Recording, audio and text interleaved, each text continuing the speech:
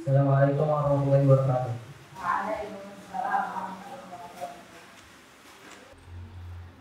Assalamualaikum warahmatullahi wabarakatuh.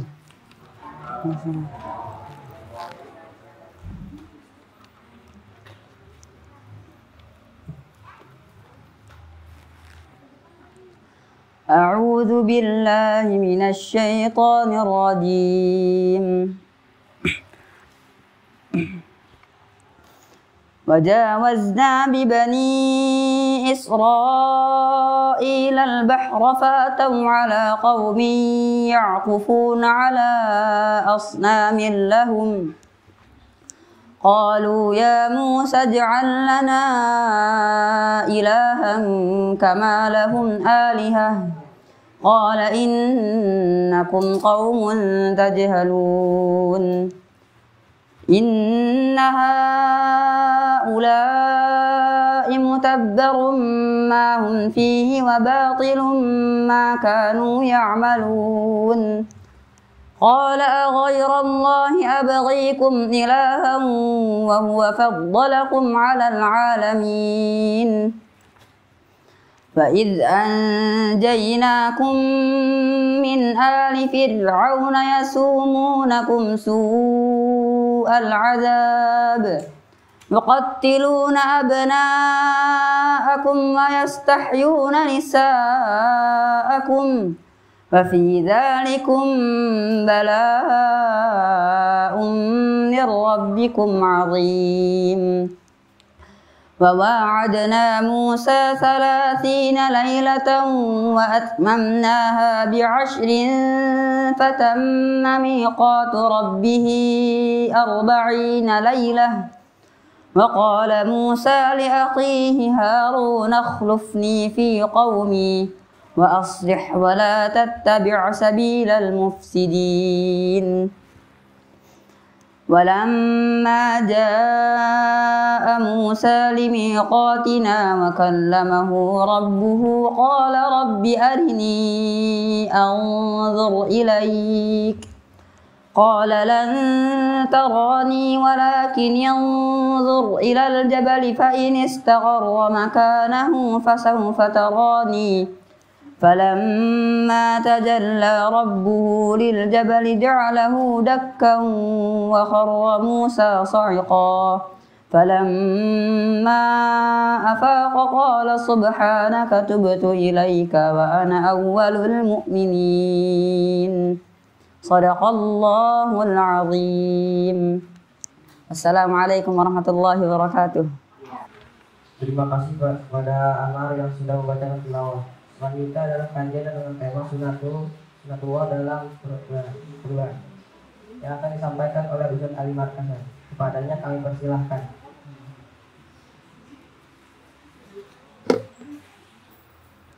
Bismillahirrahmanirrahim. Assalamualaikum warahmatullahi wabarakatuh.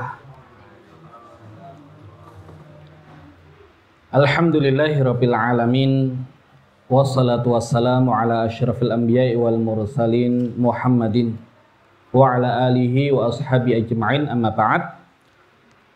Para satidzah dan ustadzat, para ayah bunda serta santri pesantren Mahdhara yang dirahmati Allah Subhanahu wa taala, puji syukur alhamdulillah di pagi hari ini Allah Subhanahu wa taala kembali mengumpulkan kita di majelis yang mulia ini, di tempat yang insyaallah sama-sama kita cintai, tempat yang di dalamnya ya kita berharap menghadirkan generasi-generasi yang baik, yang membawa perubahan bagi kebangkitan umat Islam. Maka semoga Allah Subhanahu wa taala jadikan majelis kita menjadi majelis yang penuh dengan keberkahan, dan semoga Allah Subhanahu wa taala catatkan duduk kita di pagi hari ini sebagai satu kebaikan yang memberatkan timbangan amal kebaikan kita sehingga kita semua dikumpulkan di surganya Allah Subhanahu wa taala.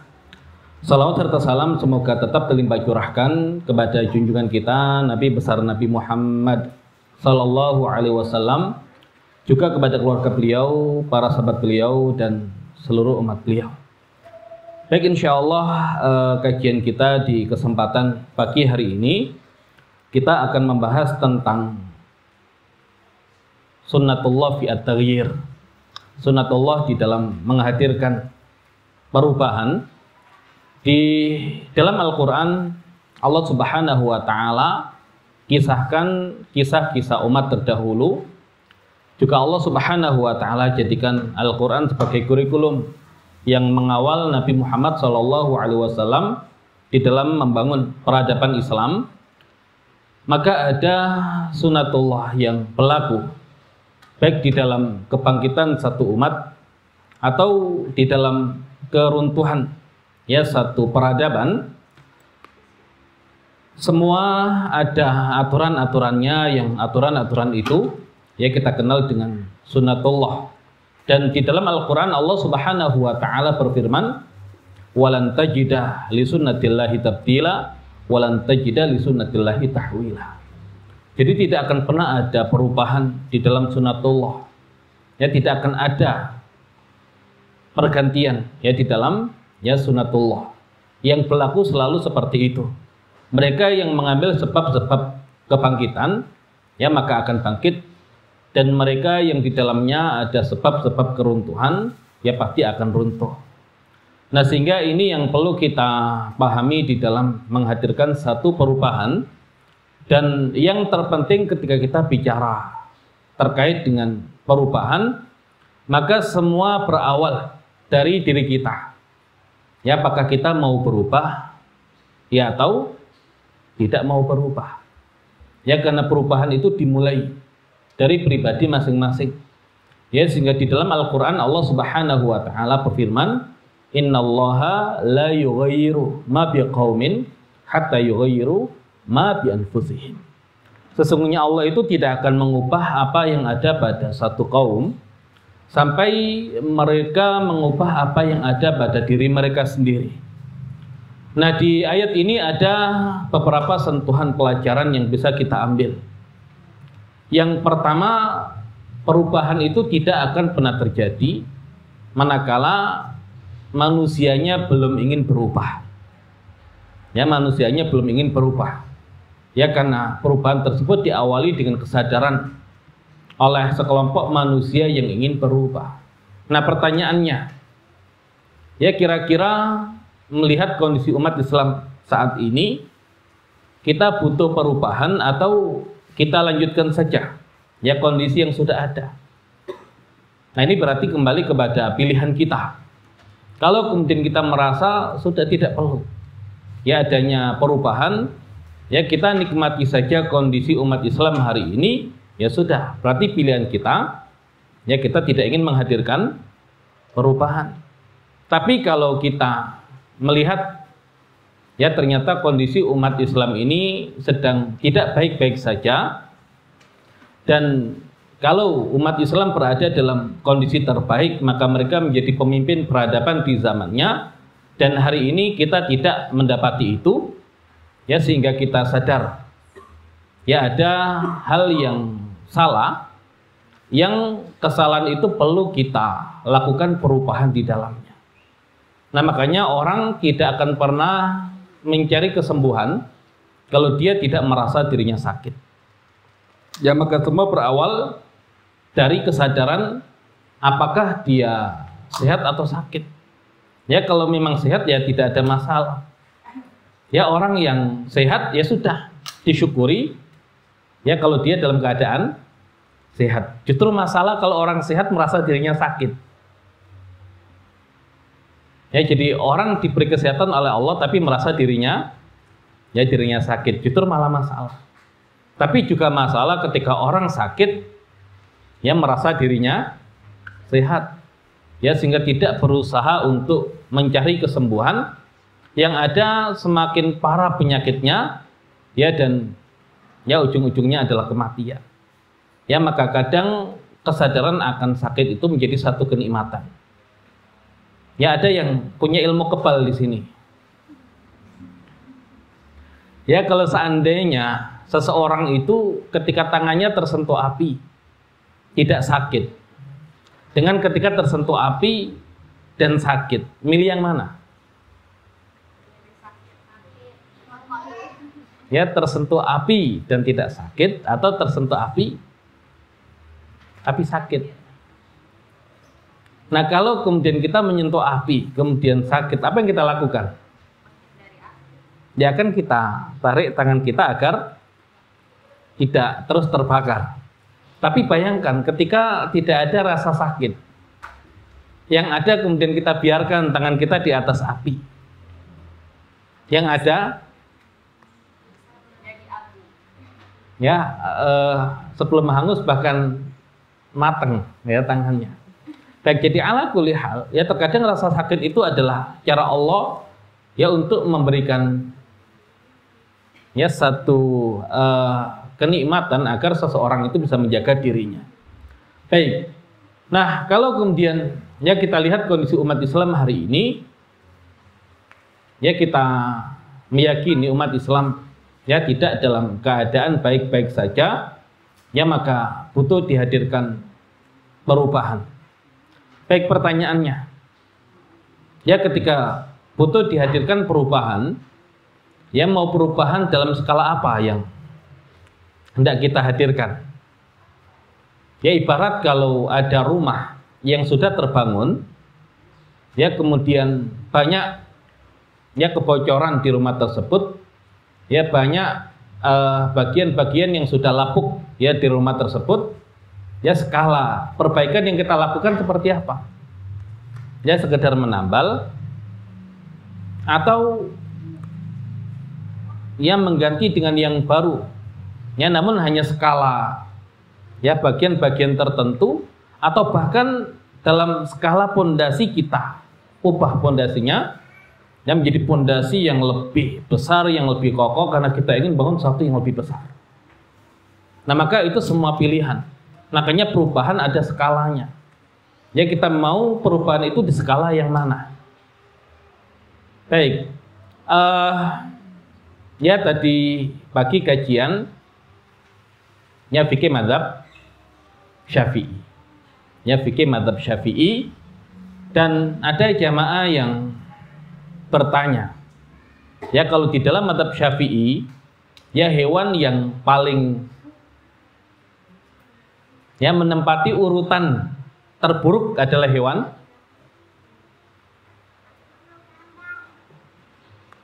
apa? Ya menempati posisi paling buruk, paling jelek. Ya anjing atau babi. Ya kalau dalam mazhab Syafi'i, babi. Ya kenapa demikian? Karena ketika dibahas anjing di dalam Al-Quran tidak selalu konotasinya negatif. Ya ada kisah tentang Ashabul Kahfi yang mereka punya anjing. Berarti masih ada kebaikan dalam diri anjing. Ya kemudian hukum memelihara anjing boleh atau tidak? Tidak boleh, tapi ada pengecualian. Ya hukum awalnya tidak boleh, tapi ada pengecualian. Ya anjing untuk berburu, ya anjing untuk ya menjaga, atau kemudian anjing untuk ya memelihara hewan ternak. Nah itu diperbolehkan. Ya walaupun hukum asalnya adalah haram. Nah adapun kalau babi, ya tidak kemudian dibenarkan dalam kondisi apapun melihara babi. Nah sehingga babi itu aswa'u halan, lebih buruk keadaannya, lebih buruk kondisinya dibandingkan dengan anjing. Nah kalau anjing itu najisnya najis mughalladhah, berarti babi juga najisnya mughalladhah. Sebetulnya tidak ada hadits yang menerangkan itu, tapi karena kondisi babi itu lebih buruk daripada anjing, ya maka dihukumi seperti hukumnya anjing. Bahkan babi itu lebih anjing daripada anjing. Ya walaupun nggak usah ditiru.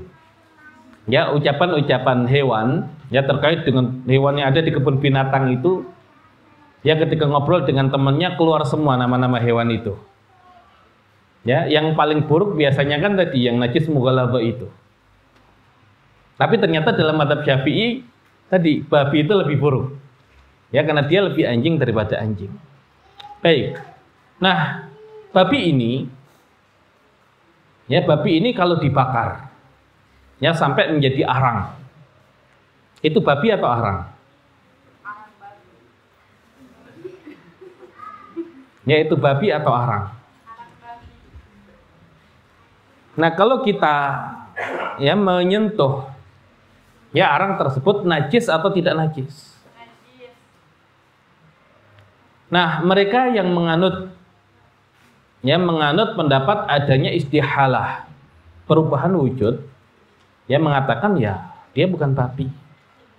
Dia sudah menjadi arang, sudah menjadi hakikat makhluk yang lain. Nah, sehingga keluar dari hukum perbabian menjadi hukum perarangan. Nah, sehingga ketika dipegang dia tidak najis. Tapi dalam mazhab Syafi'i sekali babi tetap babi. Ya tidak ada istihalah. Ya tidak ada istihalah. Nah, ya kecuali nanti dalam beberapa hal yang memang sudah secara alami terjadi seperti itu. Ya misalkan begini. Ya arang tadi digunakan untuk pupuk tanaman. Ya, kemudian tadi jamaah bertanya, Ustaz, ini biasanya di satu tempat itu ada pupuknya itu dari kotoran babi. Nah, kemudian ya kotoran tersebut dijadikan pupuk. Nah, untuk tanaman jeruk. Kemudian nanti berbuah jadi jeruk. Nah, jeruknya ini jeruk yang biasa diperas buat minuman. Nah, pertanyaannya apa hukum jeruk tersebut?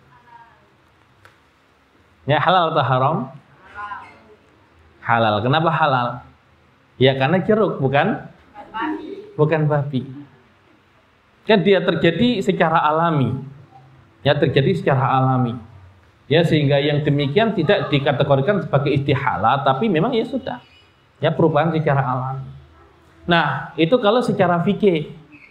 Cuman kalau kita bicara tentang standar pemakmur bumi, ya kira-kira terzalimi enggak tanaman jeruk tadi kalau dikasih pupuk itu dari kotoran babi? Nah, silakan ditanyakan.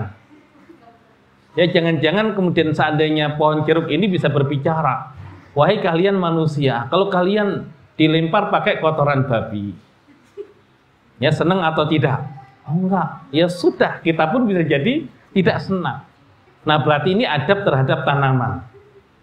Walaupun secara fikih dia halal untuk hasilnya, ya tapi kalau secara adab terhadap makhluknya Allah, ya sudah.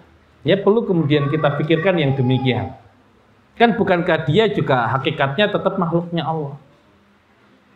Ya walaupun tidak memiliki kesadaran seperti manusia, ya tapi sebagai makhluk Allah yang bertasbih, mereka juga bertasbih.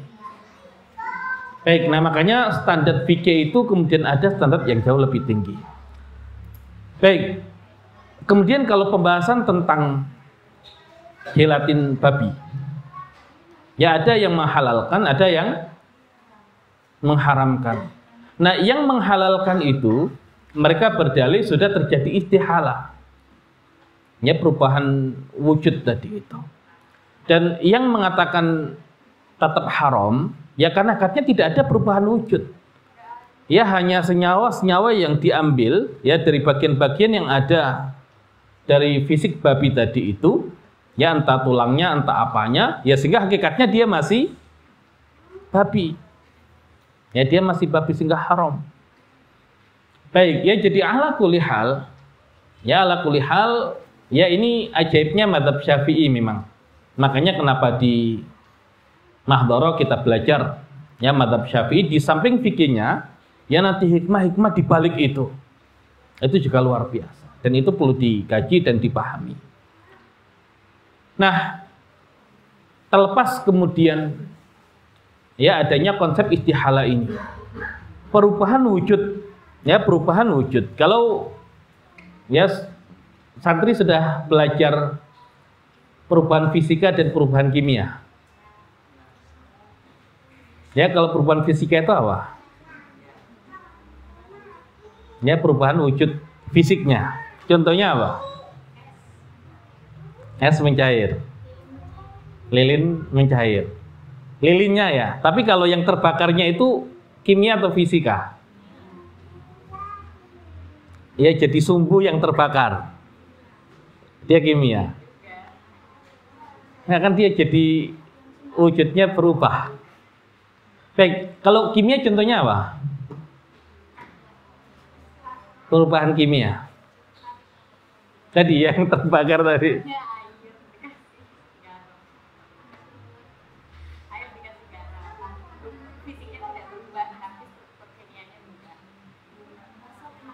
Jadi air dikasih gula, dikasih garam. Atau kalau terjadi secara alamiah, tadi cabai hijau jadi kuning. Kan bentuknya masih cabai, tapi kenapa terjadi perubahan warna? Karena ada perubahan ya senyawa yang ada di dalamnya. Baik, namun ala kulli hal, kalau kita bicara tentang perubahan kimia, skala perubahannya terjadi di molekul dan senyawa atau skala perubahannya ada di atom?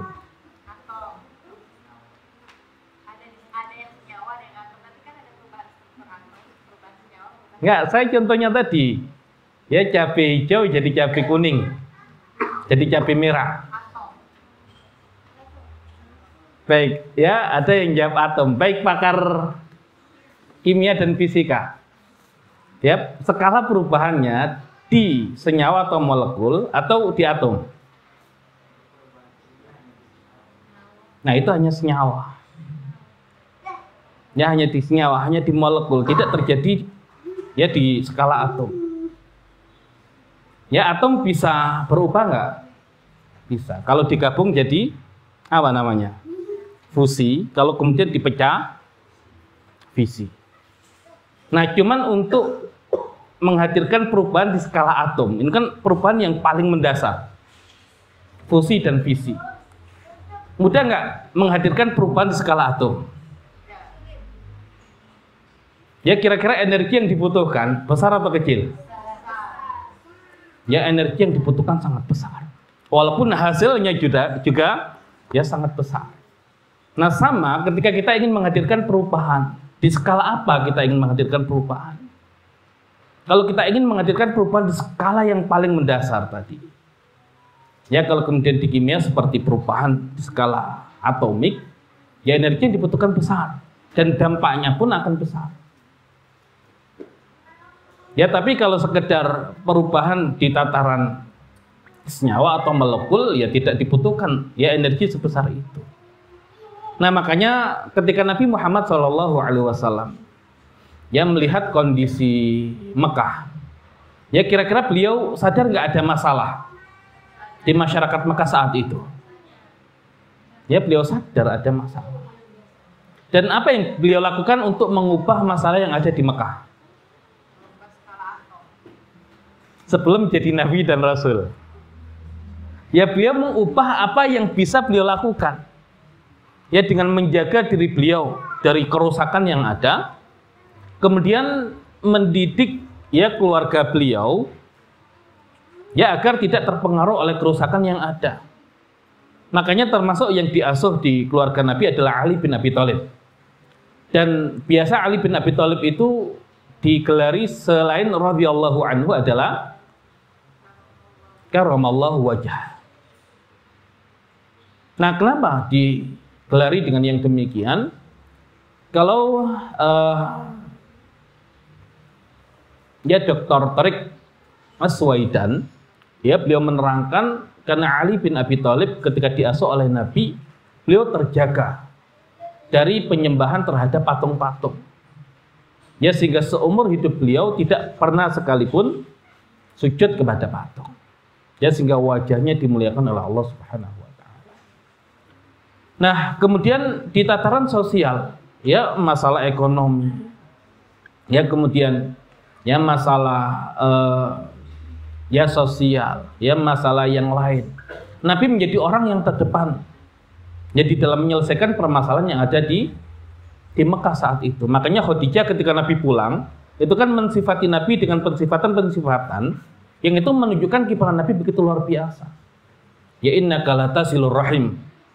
Ya sesungguhnya engkau itu orang yang selalu menjalin silaturahim. Nah secara sosial kan luar biasa. Ya wa tahmilul kal, orang yang menanggung beban orang lain. Ya dan seterusnya. Bahkan ya dalam hal kedermawanan sampai ada ungkapan ketika ada orang datang ke Mekah kemudian membutuhkan bantuan dan semua pintu yang ada di rumah-rumah itu sudah tertutup semuanya. Ya jadi pintu-pintu rumah yang ada di Mekah tertutup semuanya, jangan pernah berputus asa selama belum mendatangi pintu rumah Muhammad. Ya saking Nabi itu dermawannya luar biasa. Ya berarti beliau ini orang yang sadar akan kondisi masyarakatnya dan sebisa mungkin ya menghadirkan perubahan dalam diri beliau, dalam diri keluarganya. Ya namun ketika kondisi semakin parah, ternyata akhirnya beliau ya bertahanus, ya menyendiri 3 tahun menjelang diutus menjadi Nabi dan Rasul. Pertanyaannya, kenapa beliau menyendiri? Kan kalau beliau ingin menghadirkan perubahan di masyarakat kan harusnya membaur dengan masyarakatnya, bukan uzlah, bukan menyendiri. Kenapa beliau sampai menyendiri?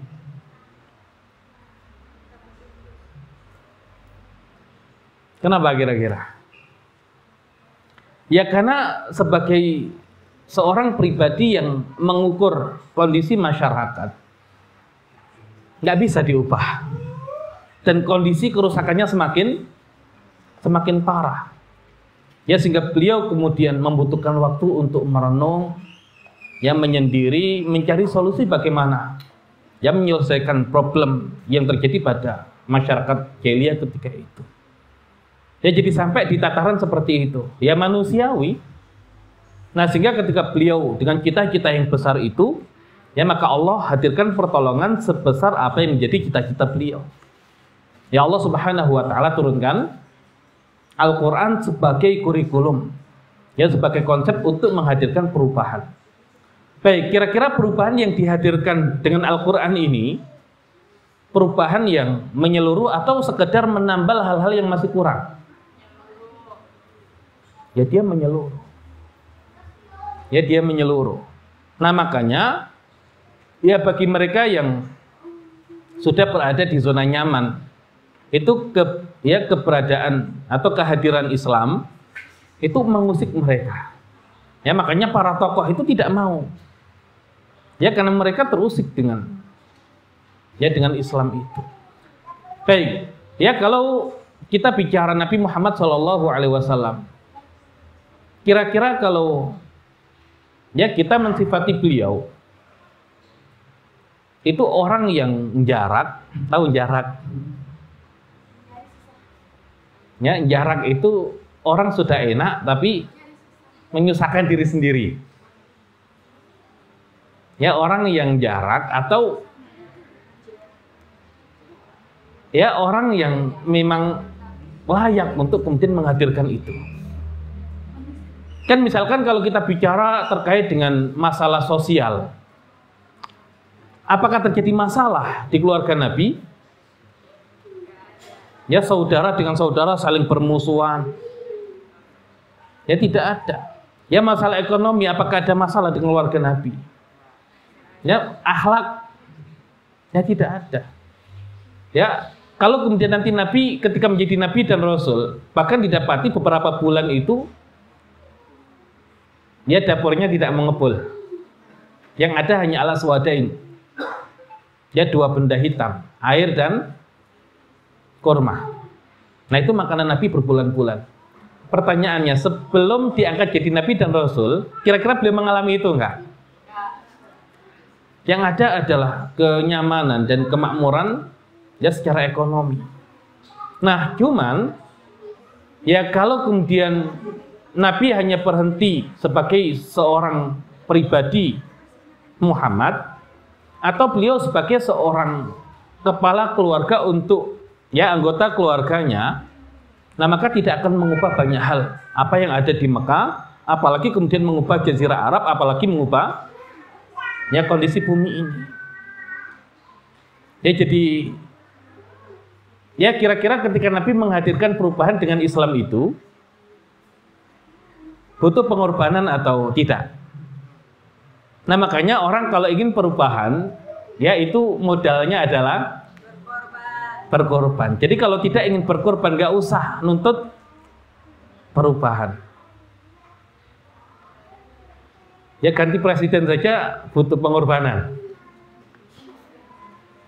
Ya apalagi ganti ya kondisi di mana umat Islam dari jatuh itu kemudian bangkit kembali. Baik. Nah, kalau kita ibaratkan tadi, ya kita membangun rumah, sudah ada rumah, ya dengan pondasi yang dia hanya cukup untuk satu lantai, dan itu pun sudah reot, ya sudah bocor, ya sudah banyak bagian yang lapuk, ya tapi masih bisa ditinggali. Nah kira-kira sudah ditutup saja kebocorannya, yang penting masih bisa ditinggali, atau dirombak total. Nah kalau dirombak total, bahkan di tataran tadi pondasi, lah tinggalnya di mana? Ya sabar dulu bikin tenda.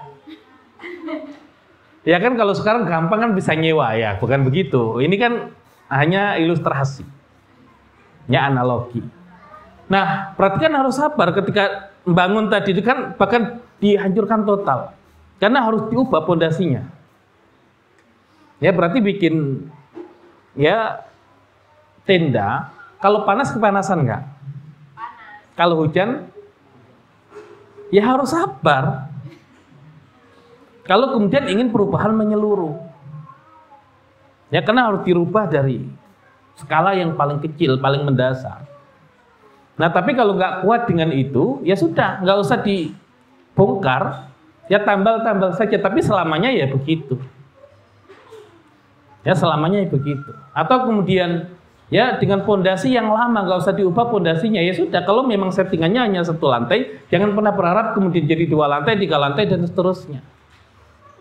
Kalau kemudian ingin mengubah kondisi dan juga skala yang lebih besar, nah itu berarti memang ya semakin ya besar yang ingin dihadirkan, ya semakin lama waktu yang dibutuhkan dan semakin lama pengorbanan yang harus dijalani. Nah, ya kira-kira tadi kita mau yang seperti apa gitu loh. Ya kita mau yang seperti apa. Nah, sehingga kalau kemudian kita berpikir, misalkan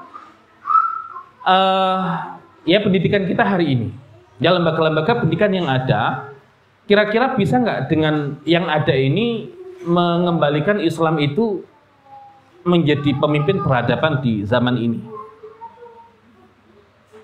Ya kita jujur-jujuran saja gitu. Nah kemudian ketika tidak, nah tidaknya ini kira-kira yang dilakukan pembenahan di skala apa? Apakah pondasinya sudah cukup sehingga kita hanya butuh tadi menambal yang kurang-kurang? Atau bahkan ternyata memang tidak disiapkan untuk itu, sehingga pondasinya pun tidak untuk membangun generasi yang siap menghadirkan perubahan. Baik, ya kita lihat hari ini negara mana yang sedang berkembang dan dia siap menjadi pemimpin ya dunia yang baru. Baik Cina, beriman nggak mereka? Tapi kenapa mereka bercita-cita menjadi kekuatan nomor 1 di dunia?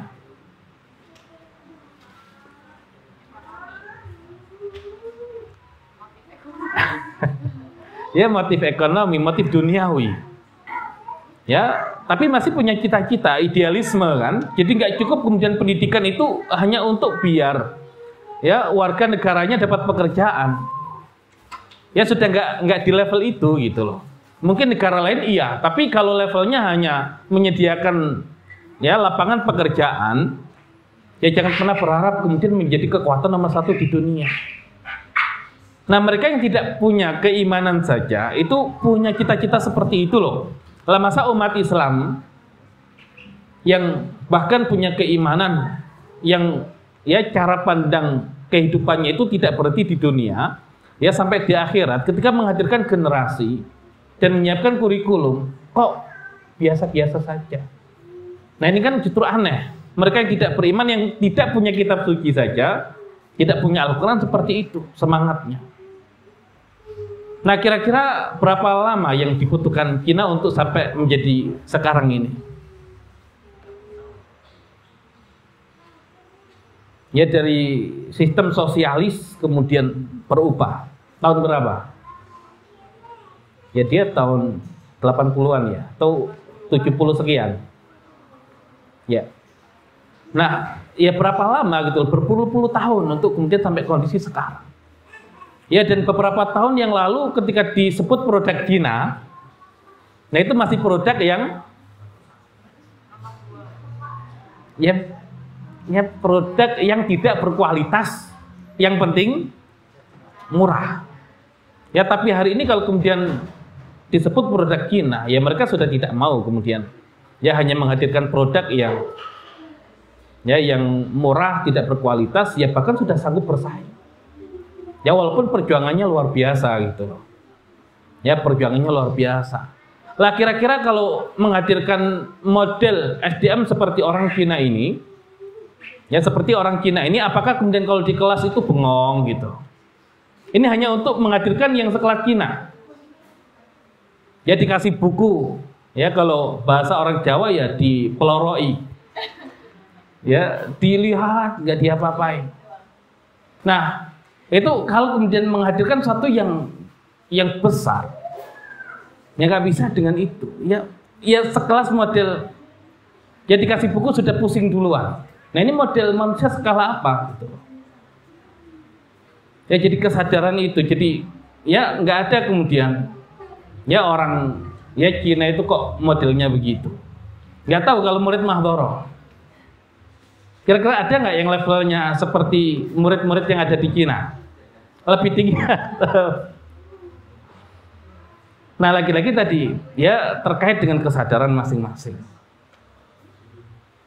Ya jadi jangan pernah kemudian berharap dan bercita-cita jadi besar. Ya kalau sekedar dunia saja sudah kalah dengan orang Cina kok. Ya semangat belajarnya sudah beda. Ya jadi ya yang diteliti kalau mereka ya hal-hal yang kan berkaitan dengan ya ilmiah ya. Kalau kita ini kok gorengannya enak. Ya ini bahannya apa? Nah, itu baru level meneliti gorengan. Kalau begitu kita curi resepnya. Nah itu baru level begitu. Ya jadi ya kita perlu kemudian melihat peradaban hari ini agar kita bisa mengukur. Ya makanya kenapa di fase Makkiyah itu sudah ada surat Ar-Rum agar kita punya ukuran. Ya kalau di zaman Nabi yang berkuasa adalah Romawi.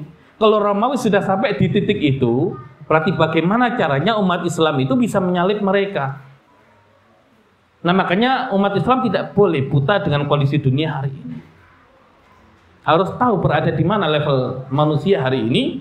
Ya tapi kita kemudian harus melampaui mereka. Ya kita harus melampaui mereka. Baik, ya kalau kita bicara tentang pendidikan hari ini, ya ada orang tua. Ya orang tua mendapati anaknya, itu anak Anda itu di sekolah itu nggak diajari ini dan ini. Lo nggak apa-apa, nanti gampang itu bisa saya kejar di rumah. Ya bisa saya kejar di rumah. Santai kan? Nanti juga buat ujian kelulusan nasional itu bisa kok, cuman 5 bulan atau 2 bulan disiapkan. Jadi nggak usah panik. Baik. Ya kira-kira sikap yang demikian benar atau tidak?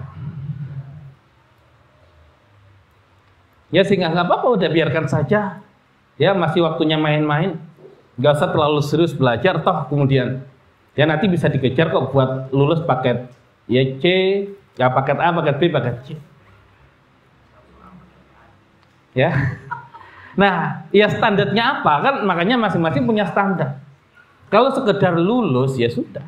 Ya silakan kalau kemudian ya sampai di situ yang diinginkan. Atau misalkan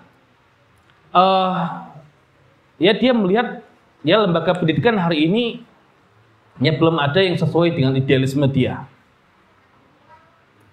Ya cuman dia sudah punya gambaran. Gampanglah nanti tinggal disiapkan ini dan ini.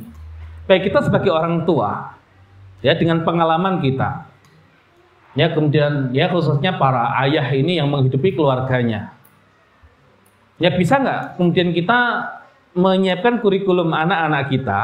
Oh ternyata nggak perlu kok belajar biologi, nggak perlu belajar ya bahasa Indonesia atau belajar yang lain. Toh nanti nggak dipakai kok buat kerja. Jadi akhirnya sudah dibuatkan kurikulum oleh orang tuanya sekedar nanti kalau besar punya pekerjaan dan bisa menghidupi keluarganya. Nah sehingga orang tuanya santai saja. Nah ya apakah yang begini salah? Ya enggak juga. Kalau kemudian kita bicara masalah fikih dosa enggak dosa, kan enggak dosa. Jadi orang tua ya enggak panik ya dengan kondisi pendidikan hari ini, toh masih terukur kok nanti. Minimal anak saya masih bisa lah di atas saya. Kalau saya gajinya sekian kerja ini, nanti saya siapkan anak saya ya punya keterampilan ini gajinya sekian. Baik. Nah kalau kemudian cara pandangnya seperti itu, nah itu cara pandang yang ya kita masih menjadikan anak kita itu ya anak kita. Ya sekedar mereka bisa menjalani kehidupan di masa yang akan datang. Bukan kemudian apa yang bisa kita siapkan dari anak kita untuk memberikan perubahan pada umat ini. Nah makanya kalau ya orang tua tenang, nah itu kan berarti merasa tidak ada masalah kan? Ya kenapa? Karena merasa semua masih bisa dikejar kok gitu loh. Ya karena standarnya hanya di situ. Tapi kalau kemudian kita bicara tentang ya persaingan tadi umat Islam dengan orang di luar Islam, yang kita harus menjadikan umat Islam ini menjadi pemimpin di zamannya, dan melihat ya kurikulum pendidikan hari ini tidak cukup untuk itu. Nah harusnya kemudian muncul ya kegelisahan. Ya makanya itu yang dirasakan oleh Nabi Muhammad SAW. Nah makanya hari ini kalau kemudian kita lihat kok orang tua tenang gitu, ya bisa jadi dia punya kurikulum seperti kurikulum Nabi gitu loh. Tenang, ya kita bisa hadirkan itu. Atau karena sebatas targetnya itu, ya anak saya nanti insya Allah lah kalau sekedar kerja dapat penghasilan, saya bisa kok menyiapkan itu. Ya kalau sekedar dapat ijazah bisa kok disiapkan sebulan hanya. Nah kira-kira tenangnya orang tua hari ini itu model yang mana?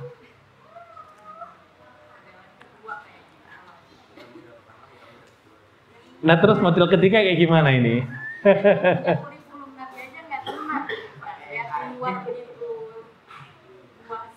Nah makanya ya Nabi SAW yang sudah menyiapkan diri beliau, yang nanti sejak awal Islam itu kan wa innaka la'ala khuluqin azim, sudah di atas akhlak yang agung, dan keluarga Nabi luar biasa gitu loh. Tapi melihat kondisi masyarakat yang kerusakannya semakin masif, itu nggak tahan Nabi itu, gelisahnya luar biasa sampai kemudian merenung tadi tahan. Nah sehingga kok orang bisa santai dengan kondisi umat Islam yang sedang jatuh. Ya berarti yang dipikirkan tidak skala Islam. Ya baru skala tadi pribadi dan keluarga. Ya apakah salah? Ya nggak salah juga. Ya sebagai ya seseorang yang baru sampai di level itu. Tapi kalau kemudian kita bicara tentang ya ya kita sebagai bagian dari umat Islam, yaitu harusnya menghadirkan tadi kegelisahan. Ya. Baik, ya jadi ala kulli hal. Ya jadi kalau kita ingin mengubah sampai skala atomik tadi itu, butuh energi yang besar. Ya butuh pengorbanan yang luar biasa. Ya butuh pengorbanan yang luar biasa. Nah, kalau kemudian kita ibaratkan tadi ya membangun satu bangunan. Ya kemudian diubah sampai ke pondasi, ya sehingga terpaksa harus kemudian ya tinggal seadanya, kalau hujan kehujanan, panas kepanasan gitu loh. Atau kemudian sudah biar orang lain yang begitu ya anak-anak kita masukkan ke minimal tadi, ya ada rumah yang bisa menaungi mereka. Ya, masuk ke lembaga pendidikan minimal mereka itu ya tadi masih mendapatkan fasilitas pendidikan. Ya dalam artian ya sudah tidak kita libatkan di dalam pengorbanan atau kemudian harus dilibatkan dalam hal ini. Kan misalkan kita nih di Mahdhara. Ya kemudian dengan cita-cita. Tapi ini kita baru bangun fondasi. Ya harus siap-siap kepanasan, harus siap-siap kehujanan. Nah kalau begitu anak kita taruh di sekolah yang lain, biar anak orang saja yang kita garap di Mahdhara.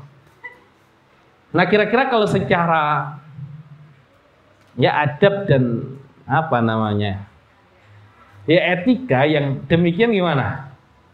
Kan kayak tadi ya orang punya teknologi tadi, anaknya nggak boleh main, anak orang silakan gitu, anaknya nggak boleh. Nah kan memanfaatkan anak orang untuk kepentingan dia. Ya itu bukan pengorbanan kalau begitu. Ya makanya Nabi SAW yang berkorban sebelum yang lain ya beliau dengan keluarganya. Ya beliau dengan keluarganya. Ya dan bahkan ya menjadikan ya memang di situ ya ranah perjuangan. Nah makanya kenapa ada konsep as-sabiqunal awwalun di dalam Islam. Ya as-sabiqunal awwalun. Ya walaupun ulama berbeda pendapat, ada yang kemudian as-sabiqunal awwalun itu hanya berlaku untuk orang muhajirin. Ya kan ada yang membaca as-sabiqunal awwalun minal muhajirin wal ansaru. Oh berarti untuk as-sabiqunal awwalun hanya untuk muhajirin. Tapi nanti Ubay bin Ka'ab ya, dan itu yang kita baca hari ini, as-sabiqunal awwalun minal muhajirin wal ansari. Ya berarti as-sabiqunal awwalun berlaku untuk muhajirin dan untuk ansar. Ya sebagian ada yang mengatakan batasnya perang Badar. Ada yang mengatakan batasnya sampai perjanjian Hudaybiyah, Bai'atur Ridwan. Ada yang kemudian mengatakan batasnya sampai Fathu Makkah. Makanya kalau di Al-Quran tidak sama mereka yang masuk Islam sebelum Fathu Makkah dan setelah Fathu Makkah. Kalau Fathu Makkah itu ya tinggal nunggu jadinya. Perjuangannya itu ya di awal. Ya makanya ya orang-orang seperti Hamzah, ya seperti Mus'ab bin Umair, ya kemudian ya sahabat-sahabat yang gugur di fase-fase awal, ya mereka untuk dunianya, ya mereka tidak merasakan kebesaran Islam. Ya tapi kenapa mereka sanggup untuk berjuang? Ya mereka sanggup untuk berkorban. Ya karena yang mengawali itu pahalanya lebih banyak. Walaupun secara hasil mungkin yang menikmati adalah generasi selanjutnya. Tapi kalau mental Bani Israel kenapa tidak mau diajak berperang? Nah kalau kita berperang kita mati, nggak menikmati perjuangan, lah ngapain? Nah makanya sama ketika tadi kita ingin menghadirkan perubahan di pendidikan juga demikian. Ya tidak semua orang siap ya untuk kemudian menghadirkan perubahan ya sampai skala pondasi tadi itu. Ya kalau pondasi kan berarti mana rumahnya nggak ada. Lah pondasinya aja baru pondasi baru digali kan gitu loh. Nah ya minimal rumah reot nggak apa-apa lah, yang penting kelihatan rumahnya. Nah tadi pilihan kita kemudian lembaga pendidikan hari ini. Ya kalau memang harus kemudian diubah total ya begitu. Ya tapi kalau kemudian nggak siap dengan begitu ya nggak salah juga kan. Ya kalau kemudian masih mikir bangunan di awal. Ya fasilitas di awal. Ya atau kalau kemudian nantilah nunggu kalau sudah jadi, ya nggak salah juga gitu loh. Ya cuman Allah kan maha adil. Ya dalam artian kalau yang kita cari adalah pahala dari Allah, ya sudah berarti kan yang berjuang di awal pahalanya lebih banyak daripada yang ikut belakangan. Walaupun mungkin sama-sama merasakan hasilnya. Atau bisa jadi yang awal itu ada yang tidak merasakan hasilnya. Ya tapi karena orang Islam berjuangnya untuk akhirat, ya maka bukan sisi dunianya yang dicapai tadi itu. Ya bukan sisi dunianya yang dicapai. Nah, ya makanya ya kalau sekarang ya sudah. Ya begitu. Makanya konsep Nabi Muhammad SAW. Ya kalau kita lihat ya perjuangan beliau di dalam mengubah tadi ya kondisi masyarakatnya dengan konsep Al-Quran ya yang menyeluruh tadi. Ya selesai pemboikotan. Ya kisah Taif yang di pertemuan lalu kita sampaikan. Nah, nanti itu sampai Nabi saking inginnya konsep Islam itu, karena orang melihatnya berapa orang sih yang masuk Islam, tapi wujud Islamnya nggak bisa dinampakkan, ya karena belum ada tempat yang bisa dihadirkan untuk menerapkan konsep Islam. Nah, makanya Nabi ke Taif pun di Taif tidak diterima. Makanya sampai Nabi menawarkan ke kabilah-kabilah itu, dan bahkan tawarannya bukan mereka masuk Islam, hanya bela Islam. Ya saking awalnya, ya saking orang itu ya nggak mau Islam karena nggak melihat kan model orang zaman dulu kan, wujudkan dulu, buktikan dulu gitu loh. Ya sampai kemudian Nabi sudah ya jadi melakukan koalisi tidak untuk mereka masuk Islam. Nah itu ada dua kabilah yang tertarik, yang memberikan respon, yang lain udah nggak ngasih respon sama sekali. Nah, yang pertama itu Bani Amir,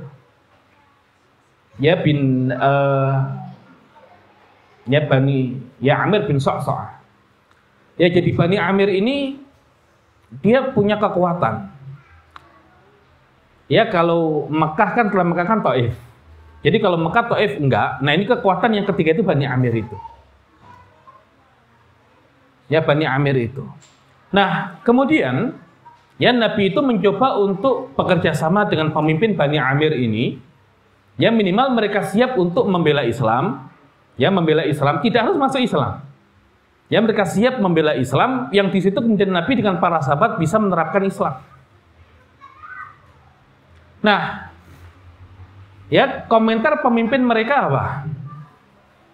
Ya ketika Nabi mempresentasikan Islam kepada mereka. Ya dengan anak muda ini, ya kata pemimpinnya, ya saya bisa memakan bangsa Arab secara keseluruhan. Ya maksudnya apa? Dengan konsep yang dimiliki oleh Nabi SAW, digabung dengan kekuatan militer, ya Bani Amir itu untuk menaklukkan Arab secara keseluruhan. Nah itu bisa. Nah makanya bangsa Arab sebelum kedatangan Islam kan terpecah-pecah. Nah yang bisa menyatukan mereka ya Islam itu sebetulnya, karena ada cita-cita besar yang menjadikan kesamaan ya cita-cita bagi mereka sehingga mereka bisa berkumpul. Nah sekuat apapun militer satu kabilah nggak akan bisa mengumpulkan kabilah yang lain. Ya butuh faktor yang lain yang itu ada pada Islam. Makanya kata pemimpinnya ya dengan pemuda ini, ya jadi maksudnya adalah Nabi Muhammad. Ya saya bisa memakan seluruh jazirah Arab. Ya cuman apa yang dia tawarkan kepada Nabi? Ya syaratnya apa? Ya kalau nanti ketika Allah berikan kemenangan dan Nabi wafat, kepemimpinannya itu diserahkan kepada dia. Ya kepemimpinannya diserahkan kepada dia. Jadi dia ngejar apa? Dia ngejar kekuasaan, ngejar kepemimpinan pribadi, tapi dia tidak bisa mencapai itu dengan dirinya. Dia butuh orang lain. Ya dia tunggangi ya kekuatan Nabi Muhammad tadi itu ya untuk kepentingan dirinya.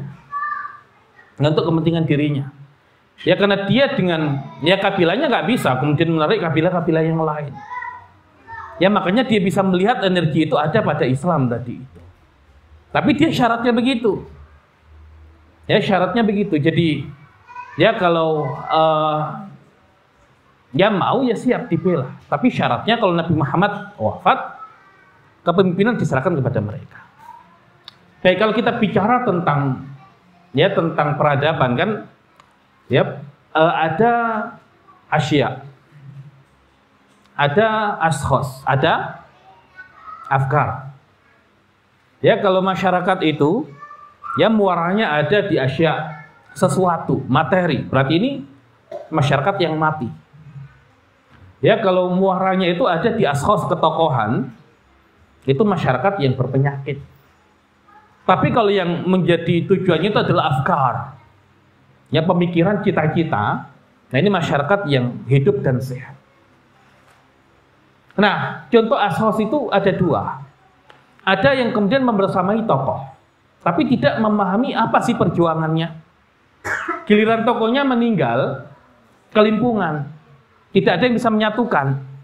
Karena tidak ada cita-cita yang sama gitu loh. Hanya karena faktor ketokohan. Tokohnya meninggal, selesai. Bingung.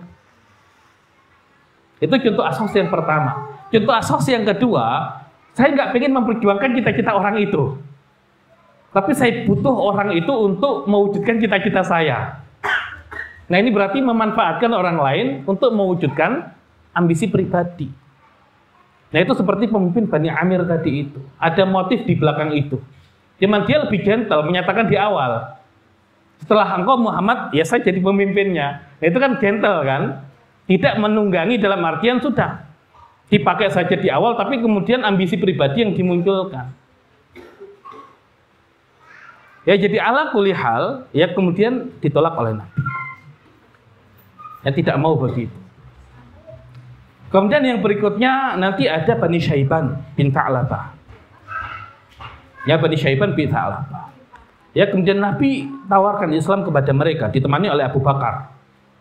Yang nanti ada pemimpinnya, ya namanya Mafruq. Yang kemudian dia mengatakan, ya kekuatan militer mereka juga kuat.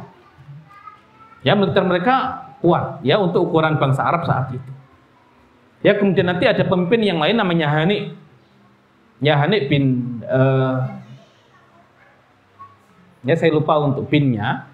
Nah, dia ketika ditawari Nabi Islam, ya kemudian Nabi minta tanggapan dia. Oh, ini perkara berat, nggak bisa diputuskan ya secara langsung. Ya, kita butuh waktu. Kamu pulang dulu, kita pulang dulu. Nanti kita pikirkan. Kan ini masalah panjang ini. Ya, bukan hanya Islamnya, kan pengaruh Islamnya tadi itu. Ya, kemudian ada ya pemimpin yang lain. Itu ada Muthana bin Harithah. Coba minta pendapat dia. Ada yang tahu Muthana bin Harithah? Ya, Al-Muthana bin Harithah. Siapa? Ya, kalau kita nanti lihat futuhat Islam di zaman Khalifah Umar ke Persia, itu salah satu pemimpinnya adalah Al-Muthana bin Harithah.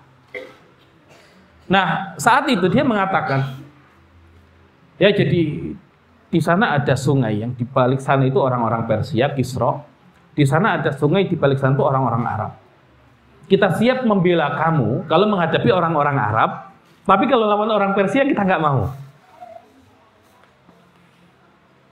Ya, jadi mereka dekat dengan Persia dan mentalitasnya itu udah jatuh duluan, nggak bisa lah. Ini Persia itu udah menguasai peradaban bertahun-tahun, berabad-abad. Kalau lawan orang Arab kita siap, tapi kalau lawan orang Persia enggak. Nah, perhatikan Islam itu kan untuk seluruh bumi kan, rahmatan lil alamin. Kenapa Nabi tidak terima? Toh di zaman Nabi kan pernah nggak Nabi dan para sahabat lawan orang Persia? Nah, berarti kan harusnya diambil saja oleh Nabi. Toh fokus awalnya adalah orang-orang Arab kok. Nah, bukan begitu. Tapi kalau kemudian sudah disepakati di awal hanya Arab tanpa siap lawan Persia, udah berarti membatasi Islam itu hanya sampai di situ. Ya, saat itu nggak jadi masalah, tapi di masa yang akan datang itu jadi masalah. Seolah-olah sudah Islam itu hanya sampai di situ. Nggak usah kemudian disebarkan sampai melawan orang Persia.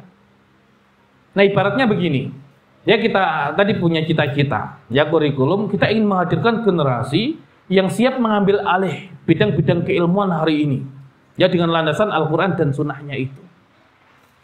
Nggak usah muluk-muluk lah. Yang penting keterima di perguruan tinggi elit, ya yang favorit, sudah cukup. Ya, dan anak kita bisa kerja, bisa hidup kan sudah cukup. Nah, sehingga ya kita siap bantu kalau levelnya hanya itu. Tapi kalau kemudian yang muluk-muluk tadi itu kan panjang, kan harus bangun pondasi, harus bongkar dulu, kapan nunggu sampai kemudian lama. Enggak. Ya, kita hanya siap untuk itu. Nah, kalau kemudian diterima, ya udah deh nggak apa-apa, toh kemudian awalnya begitu. Ya nggak juga gitu loh. Ya karena ini masalahnya bukan kemudian bisa kalau pondasinya nggak kuat hanya sampai di situ, ya mau kemudian sebagus apapun bangunan yang dibangun, ya kalau memang mentoknya hanya di lantai 1, ya lantai 1. Padahal kalau kemudian kita ingin menghadirkan lebih dari itu ya nggak bisa. Ya cuman ya enaknya ya tadi dalam artian ya sudah kita siap bela tapi syaratnya hanya sampai melawan bangsa Arab. Ya, tidak lawan bangsa Persia. Nah, walaupun kalau kemudian kita pahami ya memang kalau kita lihat zaman Nabi tidak perang lawan Persia, lawan bangsa Arab. Nah, tapi itu kan tahapan. Ya tahapan. Nah, misalkan begini. Kita bangun satu bangunan. Ya, yang tadi itu siap hanya bangun satu lantai. Yang kita butuhkan untuk menyalip peradaban yang lain misalkan 10 lantai. Nah, kira-kira kalau kita bangun bangunan walaupun 10 lantai, yang kita bangun lantai keberapa dulu? Tetap 1 kan? Ya, termasuk pondasinya tadi. Atau kita misalkan kita lupakan dulu pondasinya, udah kita langsung masuk ke lantai misalkan. Atau tetap yang dibangun adalah lantai 1. Nah, yang dia tawarkan tadi bangun lantai 1. Nah, cuman bedanya apa? Nah, ketika lantai 1 sudah terbangun, ya sudah berarti kan sudah. Boleh nggak kita bangun lantai 2? Enggak, karena kesepakatan awalnya hanya 1 lantai.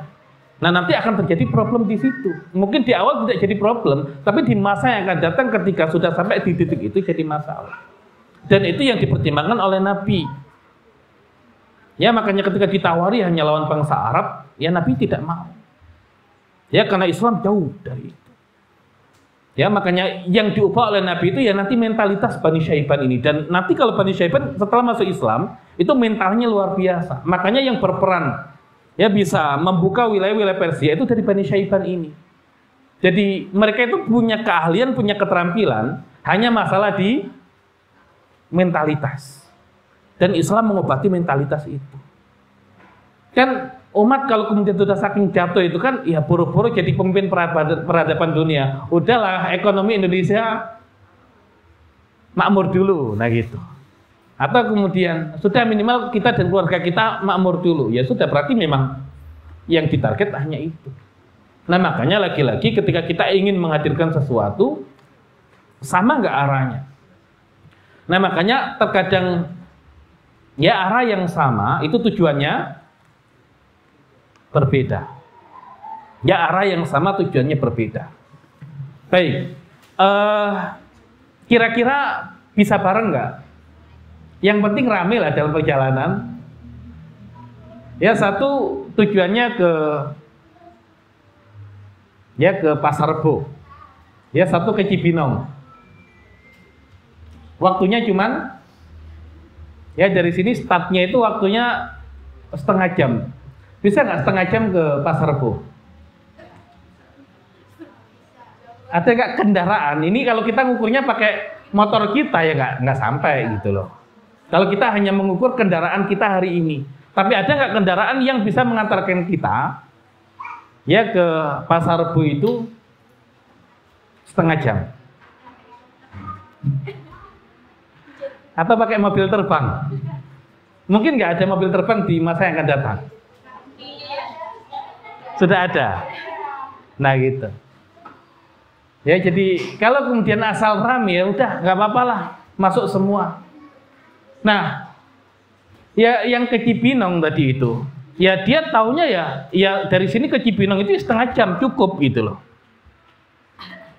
Ya berarti berapa sebab kecepatannya? Berapa kilometer per jam? Berapa ke Cibinong? Berapa kilometer ke Cibinong? Ini Pak Misbah ini yang suka ngitung jalan. Berapa Pak Misbah? 18 kilo. Baik, kalau ke Pasar Rebo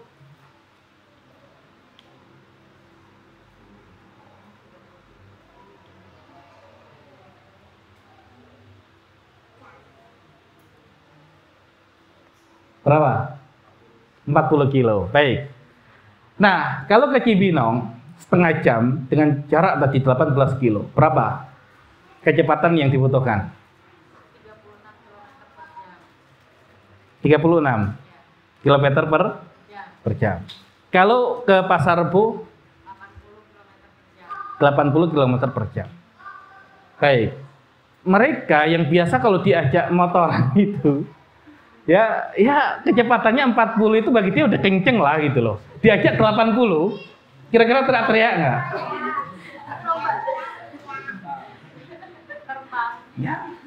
Ya teriak-teriak gitu loh, panik luar biasa.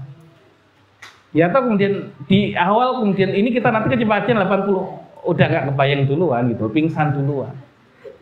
Nah, tapi arahnya sama, bisa nggak kita ajak yang begitu? Yang ada kemudian jangan cepet-cepet, karena dia tujuannya ke Cibinong kan gitu loh. Jangan cepet-cepet, antum kecepetan nih gitu loh. Nah yang ada akhirnya jadi penghambat di tengah jalan, karena nggak siap dengan kecepatan kita. Karena target dia hanya di Cibinong, sedangkan kita targetnya di Pasar Rebo. Ya diajak kenceng dikit, level kita nggak segitu gitu loh. Itu terlalu berat bagi kita. Kita siapnya hanya sekian. Ya memang beda tujuan. Nah makanya ya benar atau tidaknya satu pekerjaan ya adalah tujuannya dulu. Ya jadi arah yang sama belum tentu tujuannya sama. Dan sekedar arah yang sama biar rame suatu saat akan mengganggu dalam perjalanan.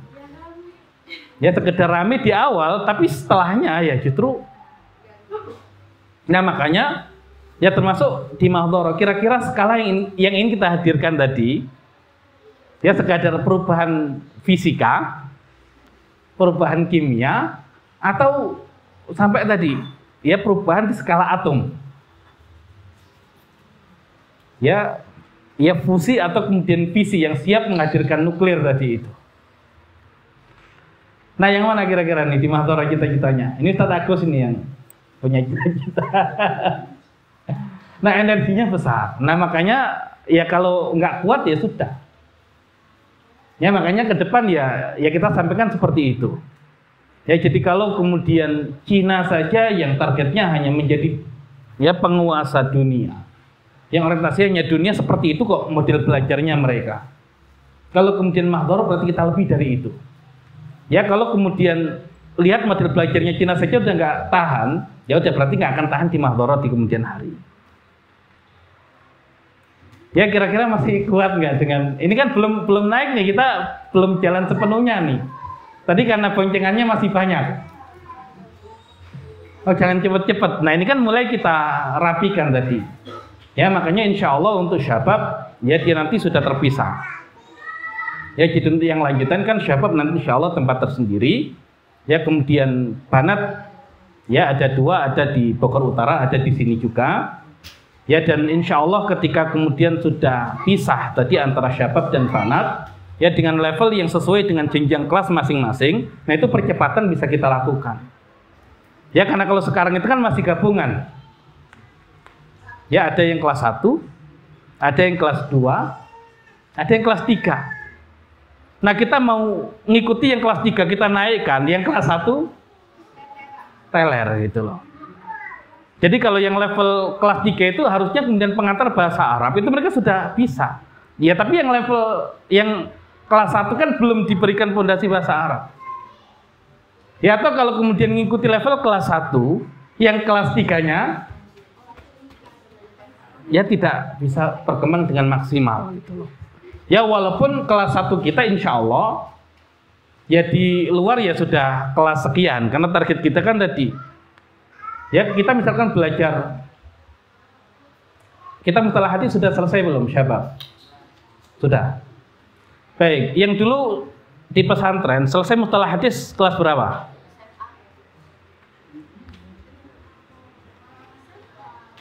Ya kalau ya kita dulu ya tadi baru selesai mustalah hadis ya di aliyah, dan itu pun nggak paham.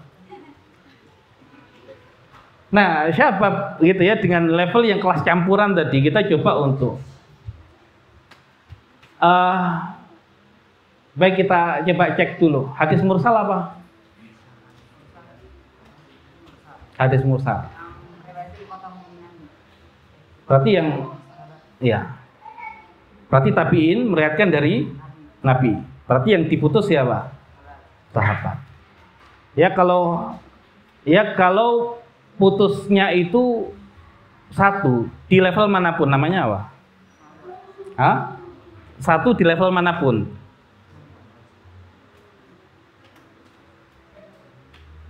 Apa? Mana? Yang panat udah hilang. Apa sebab?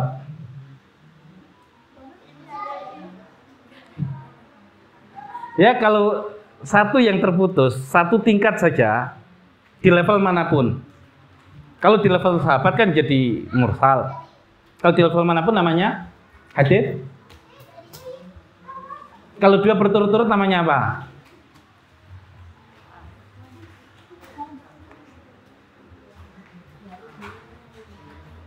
Ya kalau dua berturut namanya mu'dhal. Kalau satu di level manapun namanya munqati'. Kalau dari ahli tadi ya imam hadits langsung dipotong atasnya namanya mu'allaq. Baik ya, jadi ya walaupun tadi ya di kita tadi levelnya itu, tapi di luar itu sebetulnya levelnya sudah jauh gitu loh. Ya makanya madharah tidak untuk dibandingkan dengan level yang ada di luar. Ya jadi anak saya di madharah itu nilainya jelek. Ya nggak apa-apa gitu loh. Ya karena jeleknya standar madharah. Ya milih mana? Nilai bagus tapi sebetulnya. Nah makanya ke depan ya bisa jadi madharah punya dua ijazah lah gitu loh. Ya ijazah mengikuti standar yang ada di luar. Ya karena tadi anak-anak kita ketika tadi harus naik ke ya level yang lebih tinggi itu kan butuh tadi. Ya tapi ada level mahdharah. Jadi kalau kemudian 40 ya 40 gitu loh. Tapi 40-nya mahdharah bisa jadi kalau di luar ya dengan level usia mereka di jenjangnya ya mungkin bisa lebih tinggi. Ya namun ala kulli hal, nah itu sudah mulai kita ya lakukan tadi pemilahan itu agar kemudian bisa lebih maksimal lagi. Ya yang dasar juga kemudian ya nanti seperti itu. Nah berarti ini kecepatannya sudah mulai agak lebih kenceng lagi. Nah jadi kalau kemudian ya tidak siap untuk kenceng tadi itu, ya pilihannya dua.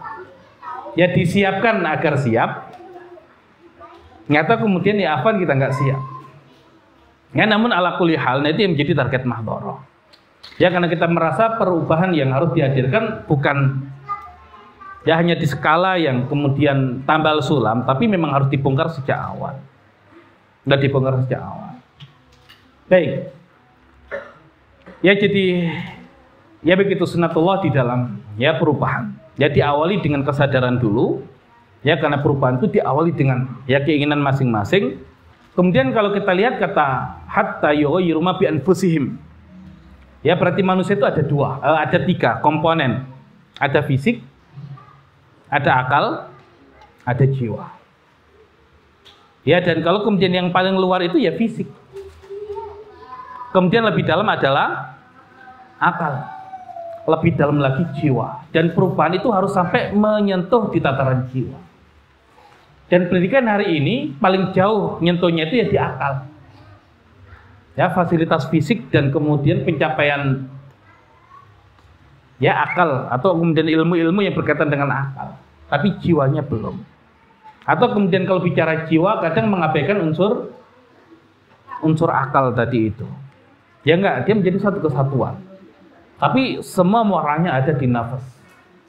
Nah makanya kenapa kemudian ya nutrisi nafas itu dengan iman, ya pondasi dasarnya untuk jenjang dasarnya itu adalah pendidikan iman tadi itu. Kemudian atasnya ya baru masuk akal dan yang selanjutnya. Baik ya secara umum seperti itu. Jadi kalau kemudian kita ingin menghadirkan perubahan yang menghasilkan energi yang luar biasa, itu juga butuh energi yang luar biasa. Ya energi yang luar biasa. Nah kalau kemudian punya energi sebesar itu ya tadi kayak Amerika ketika ngebom Jepang ya langsung menang. Ya Jepang kemudian menerima kekalahan tanpa syarat, tapi harus energinya sebesar itu. Nah, kenapa mereka yang bisa menghadirkan itu? Kenapa tidak kita? Jangan kan kita yang ya lebih berhak untuk bisa mengeluarkan ilmu-ilmu itu dari Al-Quran. Baik, ya ala kulli hal insyaallah ya ke depan Ya makanya kenapa untuk di jenjang SMP itu ya ilmu-ilmu syar'i diselesaikan. Ya mustalah hadis, kemudian ulumul Quran, ya usul fikih untuk ilmu alatnya termasuk nahwu dan sharaf. Ya kemudian fikih sudah harus dipelajari, tafsir sudah harus dipelajari. Ya kan di jenjang SMA-nya kita berharap tadi sudah ke analisa dan penelitian. Ya sains dari Al-Quran dan Sunnah. Ya levelnya sudah level ilmu ketiga tapi dasarnya sudah kokoh. Ya makanya kalau kemudian target kita seandainya bisa nggak fikih itu diselesaikan jenjang aliyah, ya bisa, tergantung gitu loh. Ya kita tidak mau itu, kita ingin lebih cepat. Ya walaupun fikih ya ranahnya sangat luas sekali. Ya tapi ada batas minimalnya seseorang itu kemudian bisa dikatakan cukuplah untuk fikih dasarnya. Nah kita ambil yang itu dulu. Nah ke depan ketika kemudian sudah sampai, nah baru kemudian ya mahdhoroh, ya santrinya, lulusannya yang kemudian lebih tinggi levelnya daripada ustadzanya, ya mereka yang menyiapkan generasi selanjutnya lebih berkualitas, ya selanjutnya lebih berkualitas sehingga kemudian capaiannya kemudian lebih maksimal. Sama kemudian ketika Talut menghadirkan Nabi Daud, ya Daud kemudian menghadirkan Nabi Sulaiman. Ya karena progresnya harus kemudian lebih baik ya ketika ganti generasi ke generasi yang selanjutnya.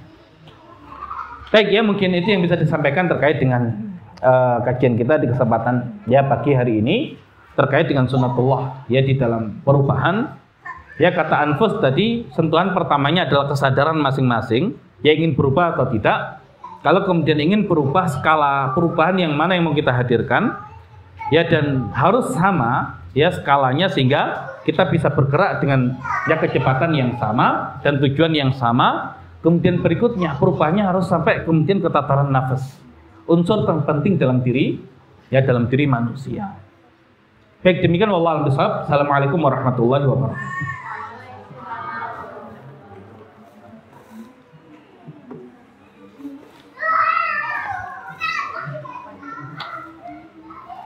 Terima kasih buat yang telah menyampaikan kajian pada hari ini.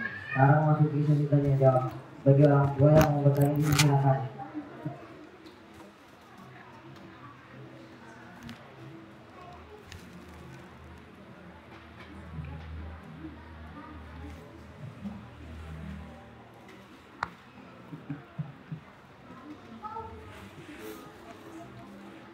Baik, silakan.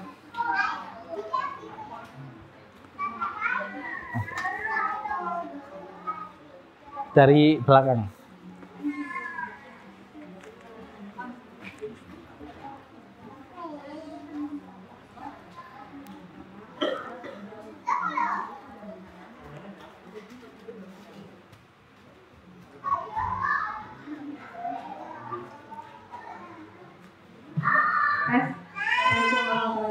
Waalaikumsalam warahmatullahi wabarakatuh. Ustaz bertanya, tadi Ustaz menyampaikan kalau kita itu harus berjuang lebih ya Ustaz ya. Untuk ditetapkan itu kan perjuangan itu poinnya kayak apa sih? Ya kayak saya mau mundur atau maju gitu. Biar kebayang. Baik.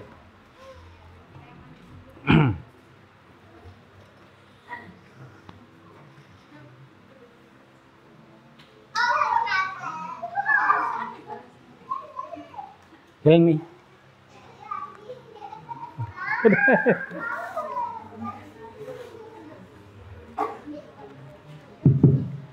Baik, ya tadi ya kalau kita bicara tentang ya pengorbanan hari ini, ya kalau kita ilustrasikan tadi seperti kita bangun rumah dan kemudian kita bongkar rumah itu, ya bahkan kita rombak sampai pondasinya.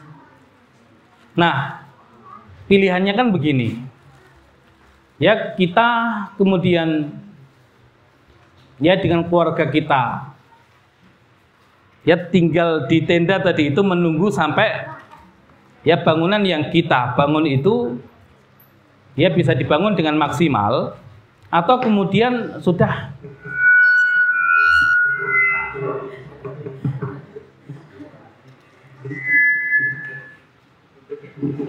Dimatikan saja, pakai ini saja. Baik, ya, atau kemudian pilihannya begini. Sudah anak-anak kita tidak kita taruh di mahdhara. Ya, kita taruh di sekolah yang sudah ada. Ya, yang sudah jadi. Walaupun kita tahu hasil jadinya itu ya mungkin tidak seperti cita-cita kita di mahdhara, tapi minimal ya ketika kita di awal kemudian dengan fasilitas yang tidak ada, minimal kan mereka masih dapat fasilitas, nanti di tengah jalan baru kemudian kita angkut. Kalau sudah jadi. Atau kemudian ternyata baru generasi selanjutnya baru jadinya. Ya berarti kan ini sudah sampai selesai itu. Nah, pengorbanan kita di mana? Nah, kira-kira kalau kemudian anak saya tidak saya taruh di mahdhara, percaya nggak dengan konsep mahdhara? Ya kan bisa begitu kan? Ya berarti ya tadi bagian dari pengorbanan itu ya saya juga tadi, ya saya dengan keluarga saya dia harus mengikuti konsep sejak awal. Ya bahkan ketika belum ada apa-apa, tidak ada fasilitas, ya sudah semua dimulai dari situ. Ya karena kita target adalah akhirat, itu yang pertama. Ya dunia itu baru kemudian mengikuti sejauh mana kemudian bagian dunianya Allah berikan, ya sudah gak ada masalah. Toh kemudian yang kita siapkan adalah untuk generasi-generasi yang ya selanjutnya. Nah sehingga kalau kemudian kita bicara tentang ya fasilitas hari ini ya sudah. Ya kita tidak punya fasilitas apapun gitu loh. Tapi kemudian kita mulai dari awal, ya kemudian ya berharap dengan itu apa yang menjadi target ya kita itu kemudian bisa kita hadirkan. Nah makanya kalau kemudian bagian dari pengorbanan tadi perjuangan itu kan, ya buktinya mana ya belum terbukti hari ini. Ya karena semua baru ya diperjuangkan dan diupayakan. Ya dan tidak semua orang kan siap untuk itu. Ya tidak semua orang siap untuk itu. Nah sehingga bagian dari pengorbanannya adalah ya siap untuk mengawal yang tadi itu. Ya tapi kalau kemudian ya ingin produk jadi ya tadi sekolah-sekolah yang memang sudah jadi dengan hasil lulusan yang sudah ada. Ya tapi kalau kemudian kita berjuang dari awal ya tadi memang menunggu tadi itu. Ya dan di dalam ya menunggu itu kan tadi banyak hal yang kemudian disiapkan.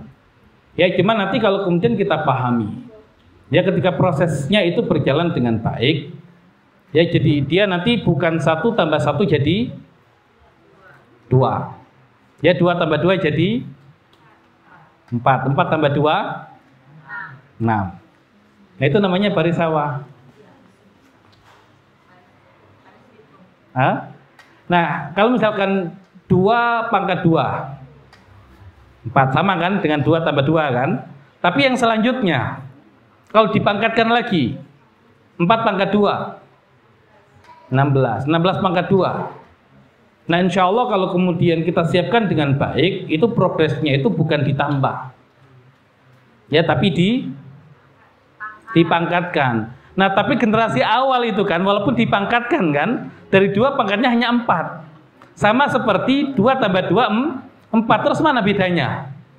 Ya bedanya selanjutnya. Hasil selanjutnya bukan di situ. Nah jadi ala kulli hal ya tadi bagian dari pengorbanan itu ya kita harus kemudian siap mengikuti prosesnya.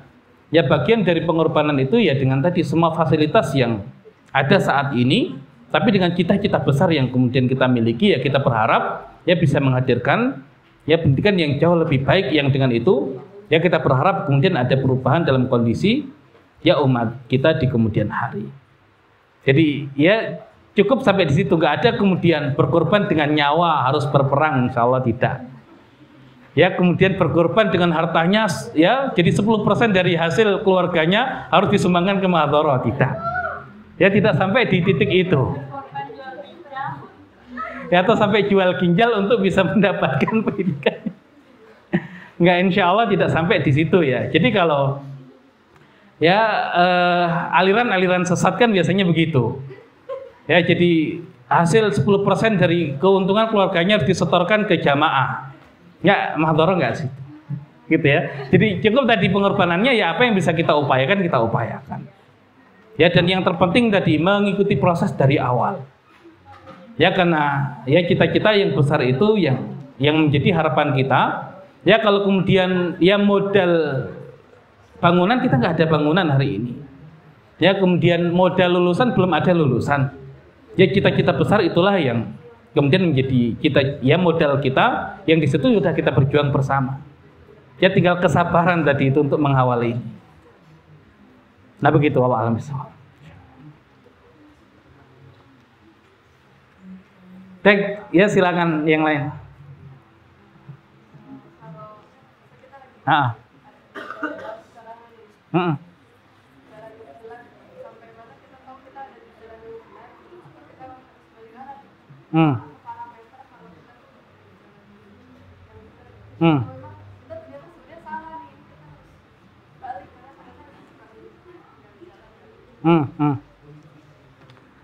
Baik, tadi ya, jadi kalau kita bicara tentang tujuan besar dulu, ya kita bicara tentang tujuan besar dulu. Kita ini diciptakan oleh Allah Subhanahu wa taala untuk apa sih? Beribadah kan? Ya, berarti wa ma khalaqtul jinna wal insa illa liya'budun. Ya, tidaklah aku, kata Allah, menciptakan jin dan manusia kecuali agar mereka beribadah kepadaku. Baik. Kalau kemudian ternyata yang kita upayakan hari ini sudah bernilai ibadah, benar atau salah? Benar kan? Nah, itu kalau kemudian kita bicara tentang target yang paling umum. Nah, tapi ibadah ini kan dimensinya sangat luas. Nah, kita mau mengambil peran sampai sejauh mana sih skala ibadah yang mau kita hadirkan?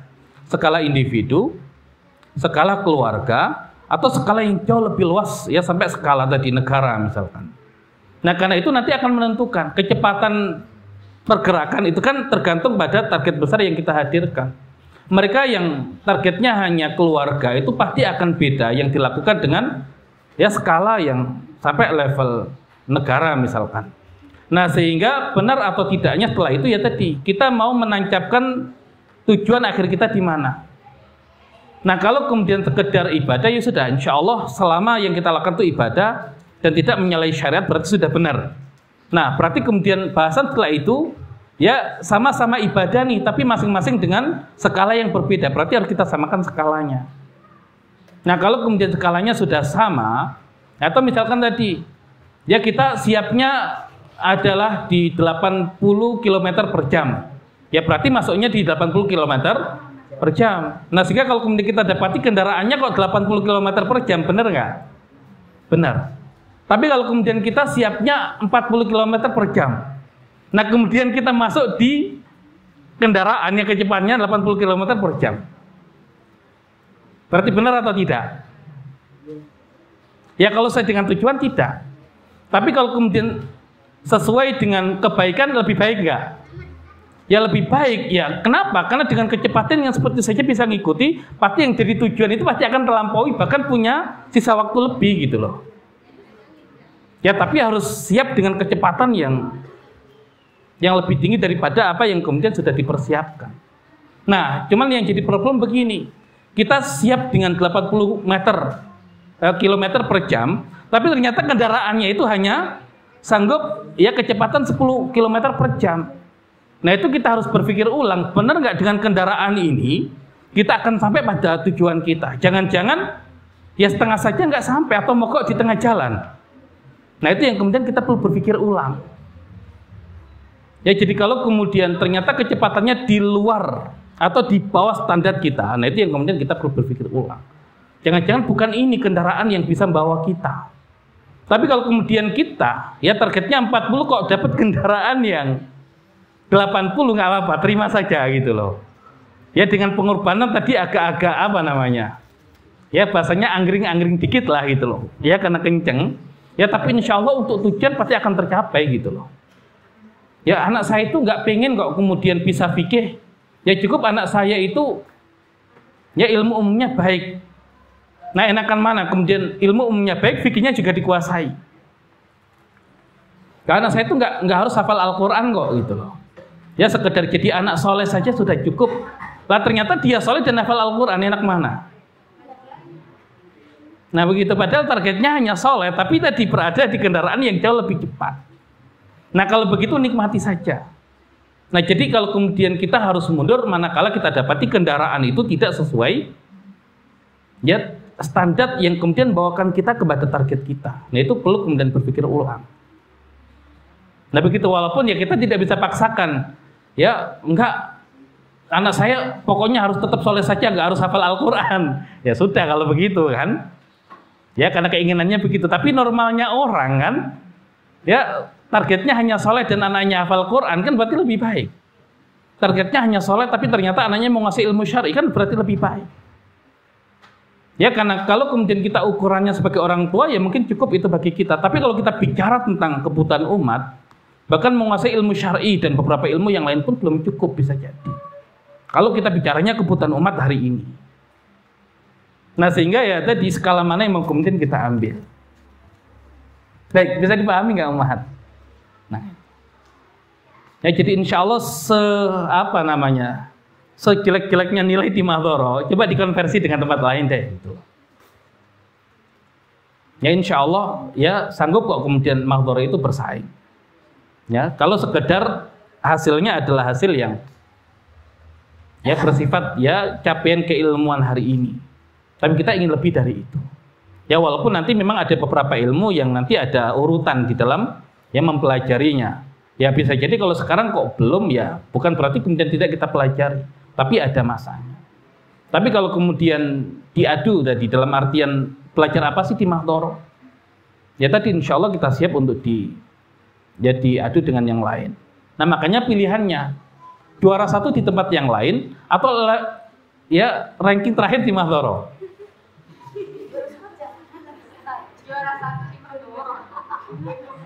Kan ada yang anak saya itu nggak kuat Ustaz di Mahdhara. Ya jadi targetnya terlalu berat. Ya, ya akhirnya di tempat yang lain mungkin paling pinter di sana gitu loh. Ya tapi ya setelahnya ya progres yang didapatkan ya hanya segitu. Ya itu pun kalau kemudian targetnya ke sana. Ya atau kemudian ya anak saya nggak nambah-nambah lagi sekarang. Ya kayaknya mending di Mahdhara walaupun tertinggal dari teman-temannya masih ada progres kenaikan gitu loh. Nah, jadi ala kulli hal. Ya ala kulli hal ya begitu. Jadi silakan dipilih. Ya kalau kemudian mentalnya nggak kuat ya sudah. Ya dulu saya di Libya. Ya jadi ya kita biasa kalau di sekolah itu ya ranking 1, ranking 2, ranking 1, ranking 2 kan gitu. Ya jadi nggak kebayang kalau kemudian berada di ranking paling bawah misalkan. Nah, ketika kemudian masuk di Libya kan isinya orang-orang yang sudah pilihan di sekolahnya masing-masing. Ya dan kalau kemudian masuk di awal itu bukan kecerdasan yang paling berpengaruh. Ya tapi modal ilmu dari sekolah masing-masing. Ya orang punya memori besar, tapi kalau di sekolahnya diisi cuman sedikit ya cuman itu yang keluar gitu loh. Ya punya kapasitas 1 tera, tapi baru diisi ya 1 mega, ya sudah itu yang keluar. Tapi ada yang orang cuman kapasitasnya 1 giga, tapi sudah diisi 50 mega, kan lumayan kan? Ya tapi nanti nggak bisa diisi lagi. Ya mentok di situ gitu loh. Nah cuman pertanyaannya, ya sanggup nggak di awal itu dengan mental yang kemudian kita nggak pernah merasakan berada di titik itu, kok saya kayaknya bodoh sendiri ya gitu. Nah itu kemudian ya awal-awal kita kuliah itu samping kanan kok nggak ada dia, pulang dia gitu. Ya pulang ya dia udah milih nikah di rumah itu, pulang ke kampungnya. Itu kemana? Itu pindah ke kampus yang lain. Ya kemudian itu kemana? Oh dia tadi pindah ke Yaman sana gitu loh. Ya jadi ya tinggal kita sanggup nggak kemudian bertahan di kondisi seperti itu. Memang nggak enak gitu loh. Ya memang tidak enak. Ya jadi ya dalam waktu singkat itu kemudian nggak usah diet, gitu ya. Ya langsung kemudian ya kurus dengan sendirinya lah gitu loh. Ya tekanan mental. Ya tekanan mental. Ya cuman kalau kita berpikir sejelek-jeleknya di sini kita itu lebih bagus gitu loh. Ini kalau yang para ayah ini kan suka nonton bola kan. Ya milih mana? Main di seri B ya dengan Liga 1. Ya Liga 1 ini Indonesia. Ya dengan seri B Liga Italia. Ya jauh gitu loh. Ya, atau kemudian ada di papan bawah Liga Italia dengan selalu juara 1 Liga Indonesia. Nah, beda levelnya. Nah, makanya kalau di Mahdharah sih harus siap dengan itu saja. Ini para syabab ya. Jadi kalau kemudian merasa paling nggak pinter, nggak apa-apa, sabar saja. Ya asal syaratnya tadi, ya siap untuk berubah. Tapi kalau kemudian selamanya tekanan mental, nggak ada keinginan berubah, ya bisa semakin kurus dan kena gangguan mental nanti. Asam lambung naik. Ya, jadi boleh kemudian di awal itu ya kita merasa berat, ya tapi apa respon kita gitu loh. Ya karena ada tadi teman-teman yang kemudian nggak respon dengan itu, ya akhirnya nggak lulus. Jadi dia nggak sampai keluar tapi nggak lulus. Ya tapi ada yang kemudian di awal itu nilainya jelek, tapi kemudian ya langsung melonjak ke atas. Ya tadi kapasitas berbicara. Ya bukan lagi isi. Nah kita nggak tahu kapasitas santri Mahdharah itu 1 tera, ya atau kemudian 1 giga atau 1 mega. Ya semoga semua isinya tadi ya memorinya banyak, karena ya insya Allah banyak yang akan kita masukkan. Tapi intinya kesadaran. Ya orang nggak punya kesadaran itu ibarat ya kayak memori itu, memorinya terkunci. Mau dimasukkan file sebanyak apapun nggak akan masuk gitu loh. Tapi walaupun kalau kemudian memorinya nggak banyak, tapi kalau kemudian bisa terisi dengan maksimal, dan insya Allah itu nanti kalau konsep di Islam bisa di-upgrade nggak kira-kira memorinya? Bisa. Ya kan nanti kaidahnya begini. Ya pelajarilah ilmu kemudian amalkan ilmu itu. Ya maka Allah akan tambahkan ilmu setelahnya. Nah berarti kan itu ibaratnya kapasitasnya itu sudah full, itu nanti Allah tambah kapasitas lagi. Allah tambah kapasitas lagi. Nah ada orang yang begitu. Jadi intinya ya Allah berikan banyak hal yang ada dalam diri kita. Nah tinggal kita maksimalkan apa tidak.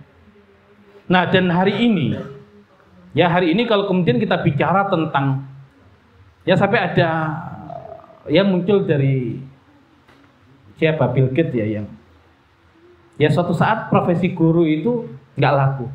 Kenapa? Diganti oleh AI. Ya diganti oleh AI. Ya dan hari ini ya sebetulnya pelajaran itu kan nggak harus ke sekolah. Ya nonton YouTube. Ya yang lain-lain. Nah tapi itu kan bagian dari materi-materi parsial. Tapi konsep utuhnya nggak akan kita dapatkan gitu loh. Nah makanya hari ini kalau kemudian kita bicara lembaga pendidikan, ya yang terpenting adalah konsep utuhnya apa. Kalau kemudian kita bicara pencapaian tadi, ya parsial, ya bahkan bisa kok kemudian hanya modal nonton YouTube belajar sama AI gitu loh. Tapi apakah kemudian hasilnya itu pasti bagus? Ya belum tentu. Kan laba-laba itu dikatakan wa inna auhanal buyut labaitul ankabut. Ya sesungguhnya rumah yang paling lemah itu adalah rumahnya laba-laba. Padahal laba-laba itu kalau secara bahan ya pembuatan rumahnya itu kan kualitasnya luar biasa. Kan serat laba-laba itu dikatakan ya dia 5 kali lebih kuat daripada serat baja. Jadi kalau misalkan ada baja dengan ya ukuran tertentu dengan serat laba-laba tadi dengan ukuran yang sama, itu yang serat laba-laba tadi kekuatannya 5 kali lebih kuat. Ya berarti salah nggak Al-Quran? Ya enggak. Karena Al-Quran tidak menyebut auhanal khuyut, benang yang paling lemah, enggak.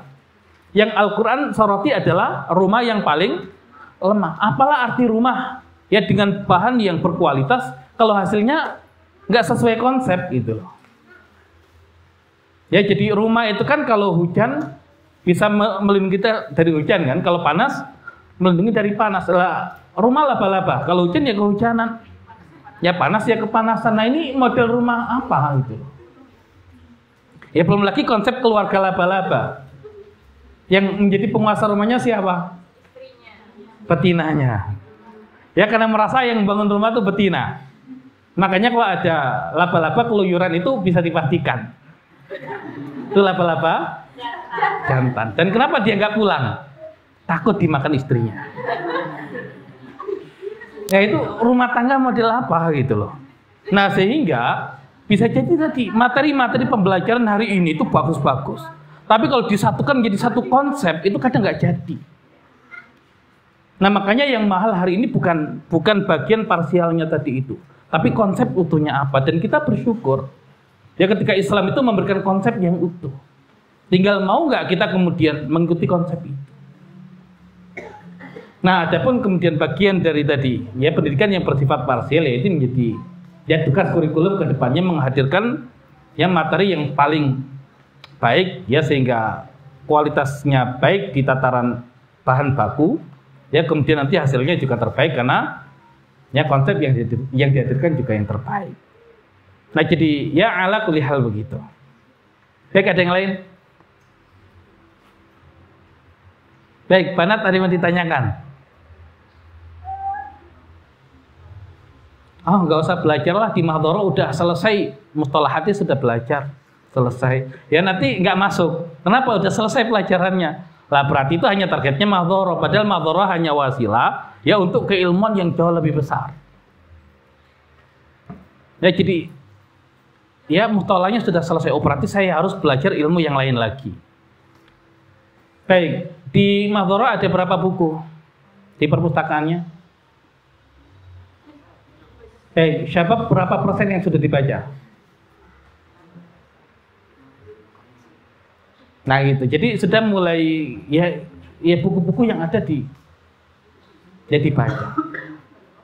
Ya karena ayat pertama saja Iqra. Nah begitu. Nah kalau saya melihat santri Mahdhara kok baca buku, ya insya Allah saya optimis dengan capaian Mahdhara.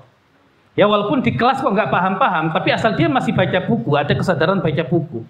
Berarti benar nih, dia sudah membuka dirinya untuk menerima ilmu. Ya tapi kalau buku saja nggak pernah dipegang, ya buku nggak pernah dipegang ya sudah. Ya biasanya yang begitu belum siap untuk dikasih ilmu. Ya belum siap dikasih ilmu. Nah makanya ya tadi, ya kita pengen lihatlah santri Mahdhara itu yang dipegang itu ya kalau nggak mushaf ya kitab, ya buku. Nah begitu. Ya kemudian ya berikutnya ya terkait masalah buku ini saya sampaikan ke santri Mahdhara. Ya bagian dari adab kita terhadap buku itu ya untuk menjaga buku agar tidak rusak. Ya jadi jangan kemudian oh ini gara-gara saya baca terus sampai kemudian lecek. Nggak harus begitu. Ya nggak harus begitu. Ya saya paling nggak senang kalau buku itu rusak. Makanya saya jarang minjamkan buku ke orang. Ya karena ya tadi ya kadang ya megangnya sembarangan, saya nggak mau itu. Bagian dari adab kita terhadap ilmu dan buku itu ya bahkan ya selesai baca buku pun kalau bisa masih bagus.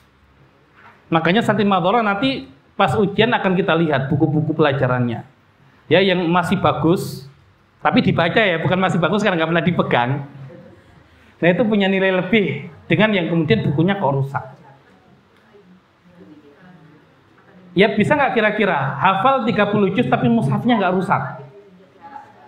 Apakah kemudian rusaknya mushaf itu menandakan dia hafal mushaf Al-Quran? Enggak. Nah jadi kok mushaf ganti tiap bulan misalkan, Iqra ganti tiap bulan. Nah ini yang belajar baca atau belajar, nah itu bahkan ya dipegang dengan baik, ya dipegang dengan baik. Nah makanya ya saya belum cek buku di Mahdhara. Ada nggak buku rusak di Mahdhara gara-gara dibaca santri? Nah itu perlu ditelusuri. Saya nggak mau kemudian ada buku kok kemudian rusak karena santri nggak bertanggung jawab ketika baca buku. Jadi ya setelah saya mendengar nggak boleh merusak buku, setelahnya saya nggak baca buku ya jangan gitu loh. Ya itu orang yang tidak punya ya level belajar. Kan ada tadi hari ini kan setelah saya mendengar ceramah ustadz itu, ya misalkan dia mengerjakan perbuatan yang nggak benar nih, kemudian diceramai. Ya setelah saya mendengar ceramah ustadz itu, ya maka saya tidak mendengar ceramah lagi. Nah itu bukan tidak berbuat perbuatan buruk lagi, bukan. Tapi tidak mendengarkan ceramah ustadz itu lagi. Lah nggak begitu. Ya, Ya, jadi ala kulli hal begitu. Baik ya, kesadaran dulu lah untuk kemudian berilmu. Baik, ada yang lain? Baik ya, kalau tidak kita kembalikan ke pembawa acara. Alhamdulillah, tidak terasa kita telah memasuki penghujung acara. Kami ucapkan terima kasih kepada Ayah Bunda yang telah memberkati. Ya, Ayah Bunda telah memberi waktunya. Saya selaku MC bila ada kata yang kurang berkenan mohon dimaafkan. Sampai jumpa di pertemuan berikutnya. Mari kita tutup kajian ini dengan membaca istighfar yang kali dan bertambah majlis.